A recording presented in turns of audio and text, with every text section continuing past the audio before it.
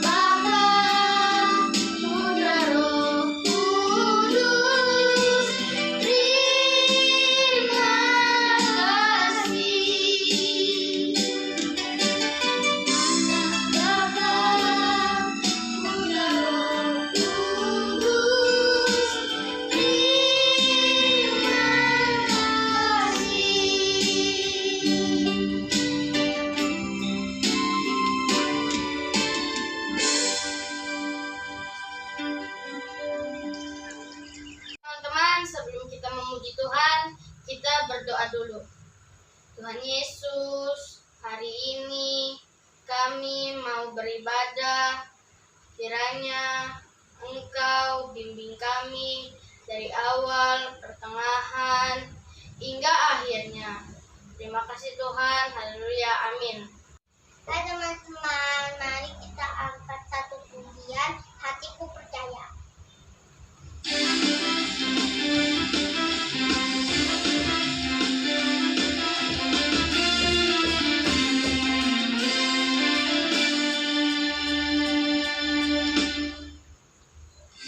Tuhanlah kekuatan dan mazmurku, ya gunung batu dan keselamatanku.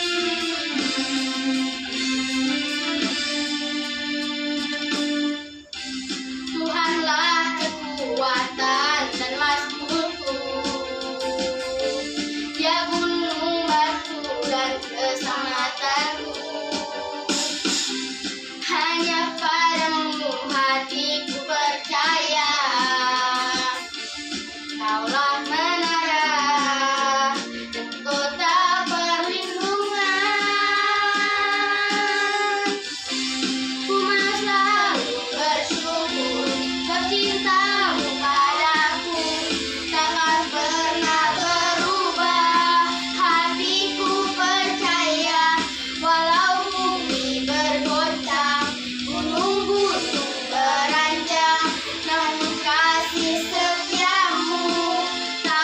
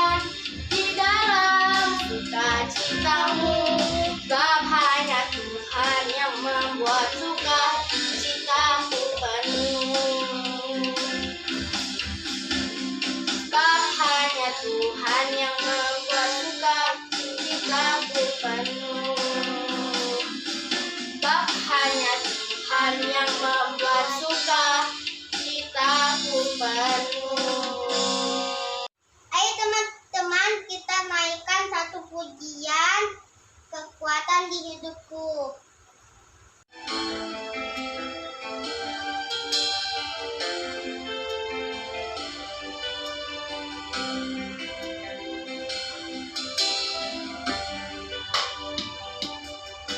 Kekuatan di hidupku,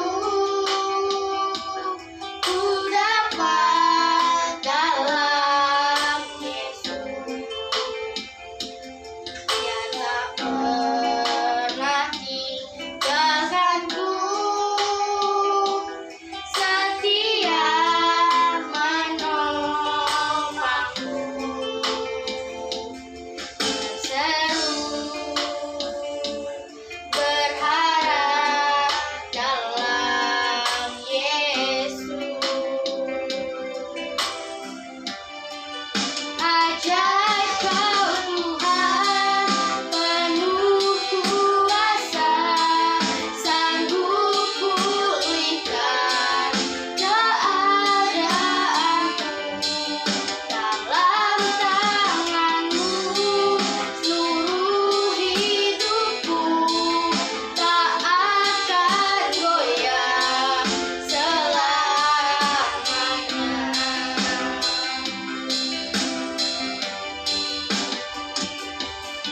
Kekuatan di hidupku, ku dapat dalam Yesus. Dia tak pernah tinggalkanku, setia menopangku. Seru berharap dalam Yesus. Ajaib Kau Tuhan, penuh kuasa, sanggup pulihkan keadaanku. Dalam tangan-Mu seluruh hidupku, tak akan goyah selamanya.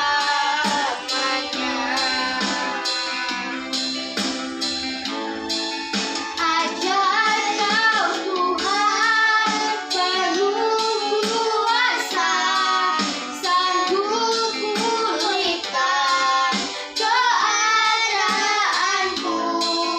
Dalam tangan-Mu seluruh hidupku, tak akan goyah selamanya. Tak akan goyah selamanya. Teman, waktunya kita mendengarkan firman Tuhan, tetapi sebelum itu kita berdoa dulu. Tuhan Yesus, kami sudah memuji dan menyembah-Mu. Ya Tuhan, sekarang kami ingin mendengarkan firman-Mu. Berkati cici-cici yang menyampaikan firman-Mu Tuhan. Ajar kami untuk mengerti dalam firman-Mu. Terima kasih Tuhan, haleluya, amin. Shalom adik-adik. Wah, tadi udah semangat ya memuji Tuhannya ya. Sekarang waktunya kita mau mendengarkan firman Tuhan. Yuk kita berdoa. Tuhan Yesus, terima kasih Tuhan untuk hari yang indah ini Tuhan. Kami mengucap syukur Tuhan memberikan kami sukacita, kesehatan, dan berkat yang Tuhan berikan bagi hidup kami selalu. Tuhan, saatnya kami mau mendengarkan firman-Mu Tuhan. Biar Tuhan kami mau dengar-dengaran, kami mau benar-benar sungguh-sungguh mendengarkan firman-Mu, supaya firman-Mu bisa tertanam dalam hati kami, dan yang terutama kami mau melakukannya dalam kehidupan kami. Pimpin Tuhan firman Tuhan hari ini. Terima kasih Tuhan Yesus, haleluya, amin. Nah adik-adik, masih tentang pembahasan mengenai impartasi. Siapa yang masih ingat impartasi itu apa? Apa ya Ci? Nah, Cici Rika coba ini ya, coba kasih clue-cluenya nih. Impartasi itu seperti misalnya Musa mengimpartasi kepada Yosua. Ketika roh kebijaksanaan turun atas Yosua setelah Musa meletakkan tangannya ke atas Yosua. Itu ada di Ulangan 34 ayat 9. Contoh impartasi itu ya. Nah, ada lagi yang lain. Contohnya, misalnya Elia ya mengimpartasi Elisa. Dengan cara apa? Dengan cara dua bagian roh Elia diterima oleh Elisa ya. Itu ada juga ayatnya di 2 Raja-Raja 2 ayat 9. Ya, dia bilang apa? Mintalah apa yang hendak kulakukan kepadamu sebelum aku terangkat daripadamu. Lalu Elisa menjawab, biarlah kiranya aku mendapat 2 bagian dari rohmu. Jadi Elia mengimpartasi Elisa, memberikan 2 bagian rohnya kepada Elisa. Ya. Satu lagi contoh impartasi. Siapa kalau di Perjanjian Baru? Paulus mengimpartasikan kepemimpinan kepada Timotius ya. Adik-adik bisa lihat di 2 Timotius 1 ayat 6 ya. Di situ dikatakan sama Paulus ya kepada Timotius, karena itu kuperingatkan engkau untuk mengobarkan karunia Allah yang ada padamu oleh penumpangan tanganku atasmu. Nah, adik-adik, udah tahu kan tadi contoh-contoh impartasi? Apa jadinya sekarang arti impartasi itu? Ya, arti impartasi itu adalah mengkomunikasikan informasi kepada seseorang untuk memberikan sesuatu perasaan tertentu, kualitas atau rasa ya.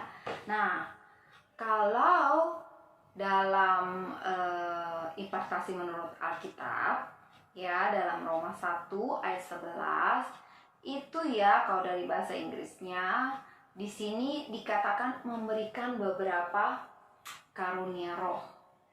Ya, jadi kita memberikan mentransfer lah ya, mengimpartasikan itu memberikan sesuatu kepada orang ya, karunia-karunia roh. Nah, mungkin adik-adik bilang ya, Cici, aku kan masih kecil, aku kan masih anak sekolah minggu.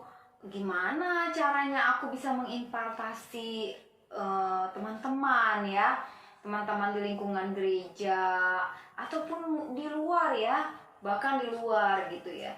Aku nggak ngerti caranya. Nah, adik-adik, sangat sederhana sekali ya, sangat sederhana sekali. Yang harus kita impartasikan, yang harus kita bagikan kepada orang-orang adalah tentang gaya hidup Kristus, gaya hidup Tuhan Yesus. Ya, itu dulu deh yang adik-adik kerjakan. Nah, kenapa ya orang percaya harus mengimpartasikan gaya hidup Tuhan Yesus? Ya, karena emang tujuan kita adalah itu ya. Kita harus bisa menjadi teladan, menjadi contoh bagi orang-orang lain, bagi teman-teman yang lain ya. Melalui apa? Melalui gaya hidup kita. Gaya hidup kita harus gaya hidup Kristus. Nih, yuk kita buka ayatnya ya sekarang ya. Yohanes 15 ayat 2. Yohanes 15 ayat 2. Setiap ranting padaku ya yang tidak berbuah dipotongnya, dan setiap ranting yang berbuah dibersihkannya supaya ia lebih banyak berbuah. Nah, buah yang dimaksud di sini adalah kehidupan yang seperti Yesus ya. Waktu kita bergaya hidup seperti Tuhan Yesus, maka kita akan bisa menghasilkan buah, yaitu orang lain akan bisa diselamatkan melalui kehidupan kita, ya. Nah, Tuhan Yesus tadi bilang, kalau yang gak berbuah dipotong. Artinya apa? Artinya tidak, dia tuh hidupnya tidak ada manfaatnya buat orang lain. Tapi kalau misalnya kita memiliki gaya hidup Tuhan Yesus, ya, nah kita menghasilkan buah, yaitu teman-teman kita bisa mengikuti apa yang kita lakukan. Teman-teman kita juga bisa mengikuti gaya hidup seperti Tuhan Yesus, ya kan? Nah, Cici, aku bingung, Ci, gitu ya. Seperti apa sih yang Cici maksud gaya hidup Tuhan Yesus itu, gitu ya. Nah, adik-adik siapa di sini yang sudah selesai baca kitab Injil? Di situ adik-adik pasti menemukan gaya-gaya hidup Tuhan Yesus. Ya, di selama periode pelayanannya, adik-adik pasti akan menemukan gaya hidup Tuhan Yesus itu seperti apa. Ya, nah kita harus bisa juga mau menjadi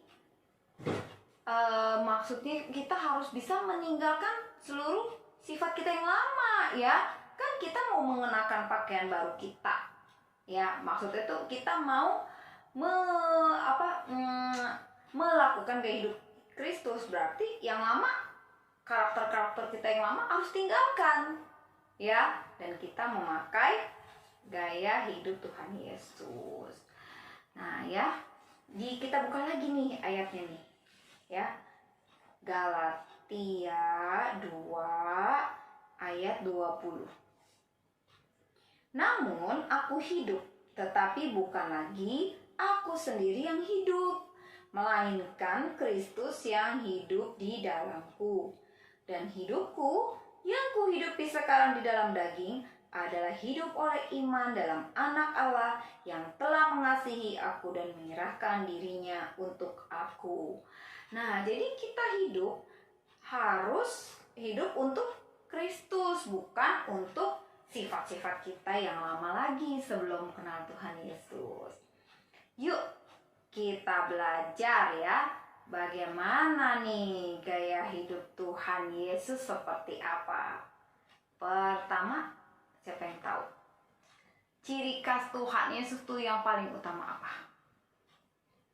Ya, Tuhan Yesus tahu tujuan hidupnya, ya, dan mengajar tujuan itu dengan kasih, ya. Pokoknya kalau kalian baca di kitab Injil itu, kalian akan bisa melihat betapa Tuhan Yesus itu punya kasih yang luar biasa, ya, punya belas kasih yang luar biasa kepada kita, ya. Nah, kita juga bisa melakukan gaya hidup Tuhan Yesus, yaitu punya belas kasih kepada teman-teman kita. Ya, kalau teman kita ada kesulitan, kita tergerak untuk membantu tanpa harus disuruh, ya. Terus kalau misalnya ada pengemis, misalnya dia lapar, kita langsung kasih dia makanan yang kita bisa bagi, ya. Seperti itu. Jadi, satu, kita bisa melakukan gaya hidup Tuhan Yesus, yaitu memberi kasih kepada sesama, ya. Nah, tujuan Tuhan Yesus ke dunia ini adalah untuk menebus dosa kita, dan dia tahu tujuannya, ya. Tapi dia enggak melakukan tujuannya dengan dengan cuek aja, tapi dia melakukan tujuannya dan melakukan pelayanannya di dunia ini dengan penuh kasih, ya. Kita juga sama, ya. Kita melakukan tujuan kita, yaitu supaya orang lain bisa diselamatkan melalui hidup kita dengan kasih, ya, dengan mengasihi sesama. Kedua, Tuhan Yesus, gaya hidup Tuhan Yesus adalah dia tetap tumbuh dan hidup di dalam sebuah keluarga. Dia nurut sama mama papanya Yusuf dan Maria, ya. Dia dibentuk dari keluarganya Yusuf dan Maria. Dia masih tinggal dan saling mengasihi, ya. Nah, gimana dengan kita? Apakah kita tunduk sama papa mama kita seperti Tuhan Yesus, ya? Nah, kita bisa ya melakukan hal itu. Terus yang ketiga, Tuhan Yesus menjalani hidupnya dengan kuasa, ya. Wah, kalian pasti sering dengar Tuhan Yesus melakukan mujizat, menyembuhkan orang sakit, membangkitkan orang yang mati, ya kan? Menyembuhkan orang yang lumpuh, ya kan? Nah, adik-adik, kita juga harus memiliki gaya hidup yang penuh kuasa. Misalnya apa? Misalnya ketika kita melihat teman kita sakit, kita punya kuasa untuk mendoakannya. Kita punya kuasa untuk mengimaninya untuk sembuh, ya kan? Nah, kita bisa belajar seperti Tuhan Yesus, hidup dengan penuh kuasa, ya, punya iman yang luar biasa, ya. Itu yang ketiga. Yang keempat, wah banyak nih ya, adik-adik dengerin ya. Yesus berteman dengan semua orang, ya, termasuk orang yang berdosa. Nah, kalian pasti pernah dengar ceritanya, Tuhan Yesus malah mengundang Sakius, ya kan? Malah Tuhan Yesus datang ke rumah Sakius, padahal Sakius itu pungut cukai yang menjauhi orang, ya. Begitu juga dengan Matius, Tuhan Yesus malah panggil Matius sebagai muridnya, padahal dia dulunya pungut cukai. Tuhan Yesus berteman dengan siapa aja, dia nggak pilih-pilih. Kita juga harus memiliki gaya hidup seperti itu, ya. Kita berteman tidak boleh pilih-pilih, ya. Dan ketika kita berteman, kita tidak boleh kita merasa benar sendiri, ya. Sekalipun mungkin kita tahu dia salah, kita harus dengan tadi ya, pertama-tama ya, dengan kasih membimbing teman kita untuk mengarahkan dia ke jalan yang benar, ya. Jadi kita berteman dengan teman-teman itu luas boleh, asal kita tidak terpengaruh. Malahan harusnya kita yang bisa membawa dia, mengajak dia untuk melakukan atau ke kegiatan yang benar, ya. Seperti itu. Yang keempat. Tadi yang keempat ya. Nah, sekarang yang kelima.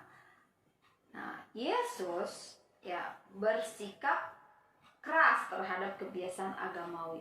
Maksudnya apa nih? Ci, ya? Maksudnya adalah kebiasaan agama itu misalnya rutin ke gereja, ya, terus udah gitu ikut semua aktivitas gereja, ya kan, itu baik.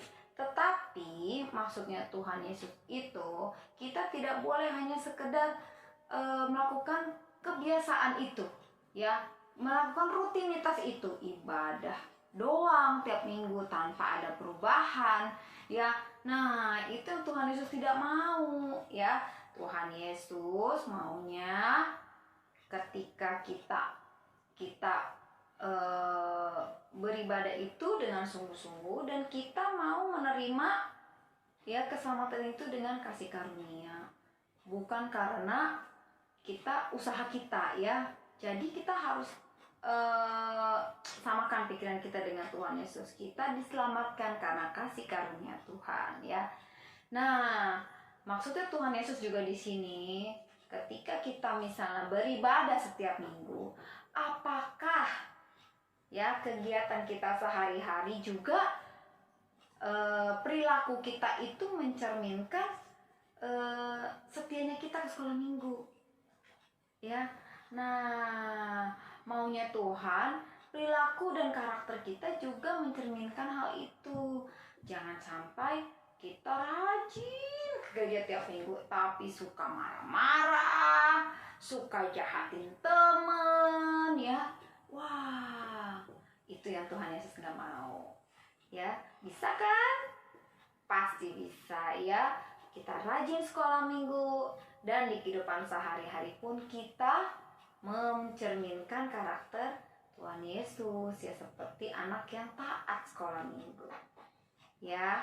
Nah, yang keenam, ya, Tuhan Yesus mengajarkan kita mengenai kasih karunia dan keselamatan dengan hal-hal yang sederhana.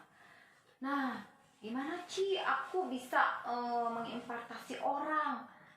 Ya, kita dengan cara kita yang sederhana. Kita jangan terlalu banyak mikir gimana ya aku mau kasih tahu dia tentang Tuhan Yesus gitu, ya. aduh aku nggak pinter berkata-kata. Jangan gitu ya, dengan cara yang sederhana. Kalau misalnya kita bilang, kamu tahu nggak ya, di dalam Tuhan Yesus itu terjamin keselamatan masuk surga.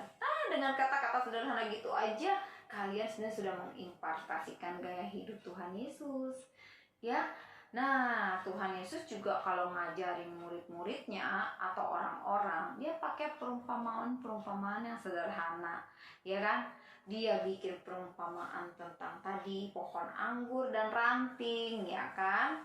Terus udah gitu, dia bikin perumpamaan lagi tentang ragi, buah, ya kan? Kayak gitu. Nah, jadi setiap orang itu yang mendengar tentang perumpamaan Tuhan Yesus itu bisa ngerti, oh iya ya, oh saya salahnya di sini ya, gitu ya. Nah, kita juga begitu ya, kalau kita ingin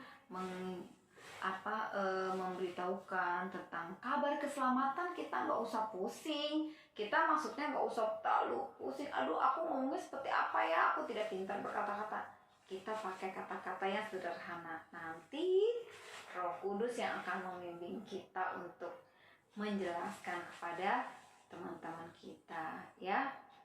Nah, yang ketujuh ya, Yesus mengkloning dirinya kepada murid-murid.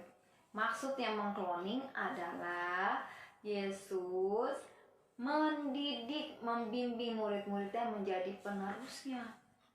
Ya, dia sebagai mentor dan murid-muridnya melakukan apa yang dimentori oleh Tuhan Yesus. Nah, gimana nih dengan kita? Ya enggak?